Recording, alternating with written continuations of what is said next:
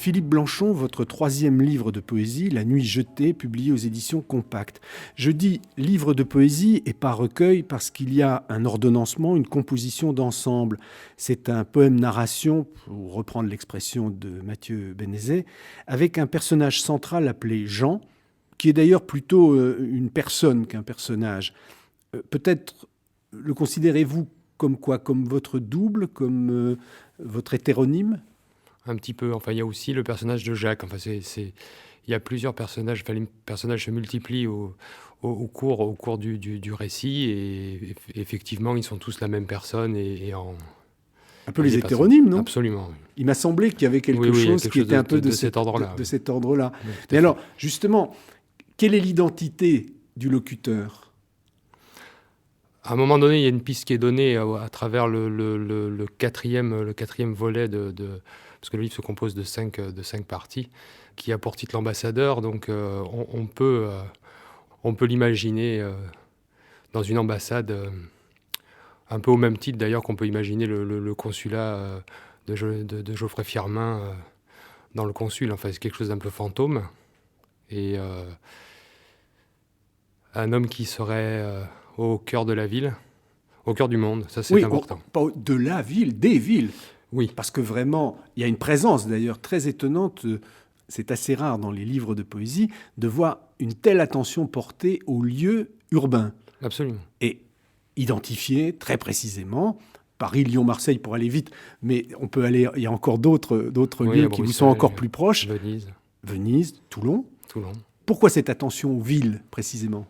Il y a la ville et l'eau. Ça, c'est capital pour moi.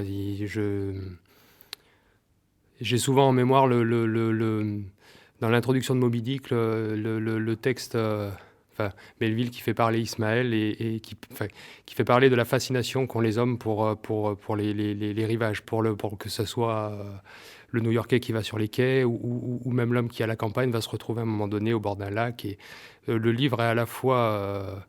et ce sont toujours des villes qui sont traversées Par des fleuves par des fleuves ou en bord de mer? ou en bord de mer. Ça, c'est une chose qui est quasi vitale. Il y a cet aspect liquide, d'ailleurs, qu'on retrouve même dans le titre, avec cette idée de jeter qui, dans mon esprit, aussi renvoie à la fois au jet. J'avais en mémoire, de façon un peu inconsciente, un poème de Toutchev qui s'appelait Le jet d'eau. Enfin, il y a cette idée d'un jaillissement. Mais je me suis demandé justement à partir du titre, qu'est-ce que ce jaillissement, sans jeu de mots, qu'est-ce que ce jaillissement mettait au jour pour une nuit jetée? Qu'est-ce qui est jeté justement dans cette nuit? Qu'est-ce qui transparaît? Qu'est-ce qui traverse?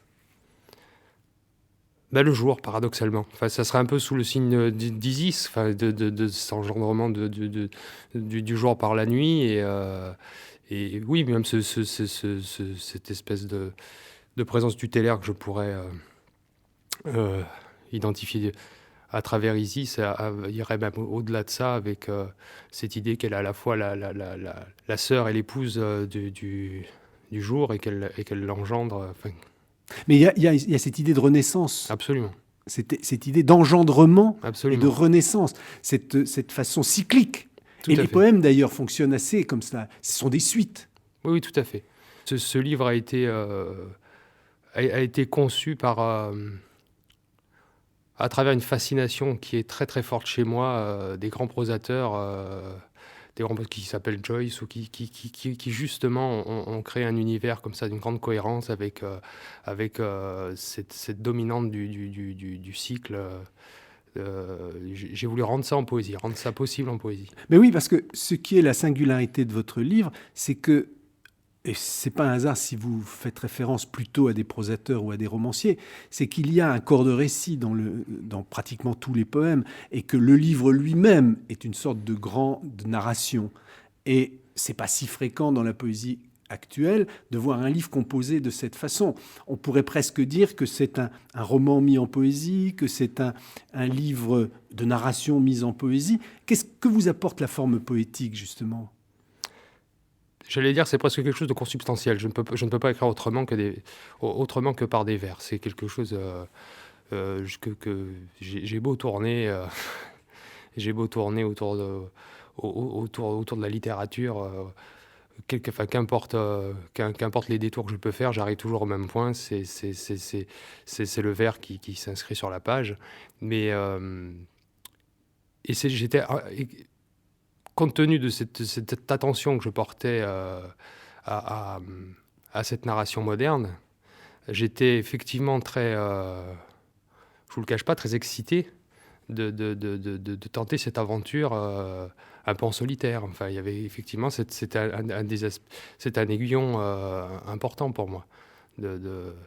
Effectivement, j'avais cette espèce de liberté. Je marchais pas dans les traces directement de quelqu'un d'autre. Enfin, c'était un territoire un peu vierge à défricher. Enfin. Mais même, vous ne marchez même pas dans le territoire des romanciers que vous citiez, qui ont écrit aussi des poèmes qui ne ressemblent pas à ce que vous avez fait. Car eux, quand Joyce écrit des poèmes, ça ne ressemble pas à ce que vous faites, vous. Oui, c'était serait d'une sorte de synthèse d'intégrer ces acquis, les acquis de ces prosateurs dans le champ du vers. Vous êtes quand même dans l'héritage d'une poésie qui ne se refuse rien. C'est-à-dire qu'on a le sentiment que vous, pour des raisons formelles, vous n'allez pas vous tenir à l'écart d'un certain nombre pas forcément des influences, mais des échos qui vous hantent ou qui viennent jusqu'à vous. C'est-à-dire qu'il y a une sorte de liberté prise d'utiliser tout ce qui peut vous servir. Il m'a semblé, à la lecture, que c'était comme ça que ça fonctionnait. Mais c'est absolument comme ça que je le vis. Et je crois que c'est aussi pour ça que ma forme adoptée est la poésie, puisque pour moi, c'est le synonyme de cette liberté. C'est là où je peux tout me permettre. Et comme je veux tout me permettre, c'est une chose heureuse, quoi. Après tout, l'alchimie du verbe, c'était à peu près ça, non ?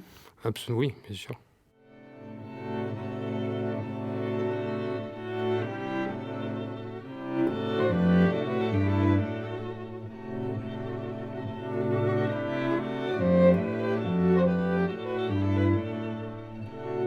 Le vent et ma descente de la colline sans précaution. Jacques, au volet agité, se soustrait à sa course, voyant en elle quelque horreur et promesse de malheur. Toujours le vent souffla dans ses marches folles, son désespoir et quelques maladies. Le vent déteste la pauvreté. Il purifie, dira-t-on, annonçant en grande pompe le soleil lui faisant place nette. Mais demain n'existe guère, car chaque seconde est son éternité, et si demain l'éternité se jouera sous un ciel limpide, le vent descend cette nuit de la colline, et Jacques, au buvard accroché, déplore l'ordre du monde auquel il se soustrait fermant ses volets. Du haut de la ruelle qui mène à l'ambassade, le temps de vent est un des trop nombreux synonymes de temps d'attente, et la patience des fenêtres une fois encore sollicitée.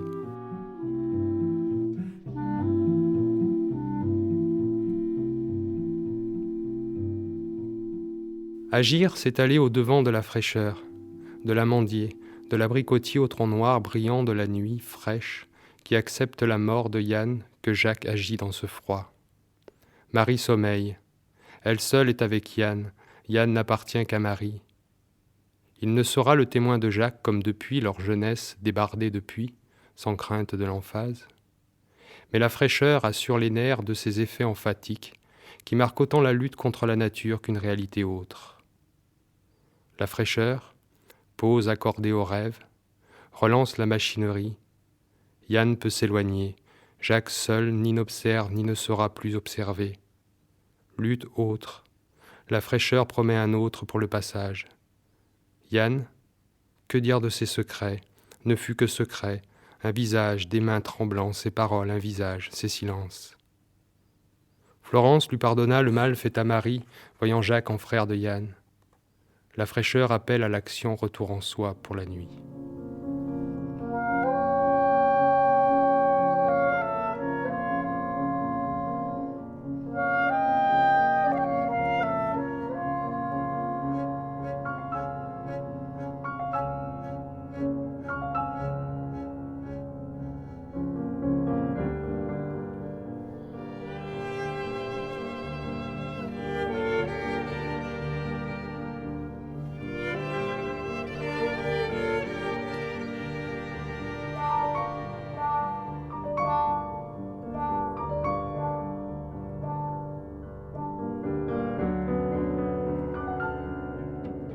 C'était Poésie sur parole magazine, avec aujourd'hui Philippe Blanchon pour La Nuit jetée, publié aux éditions Compact, et François Sureau pour La chanson de Passavant, édité chez Gallimard.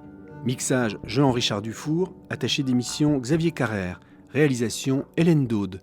Vous pouvez retrouver cette émission sur le site internet de France Culture.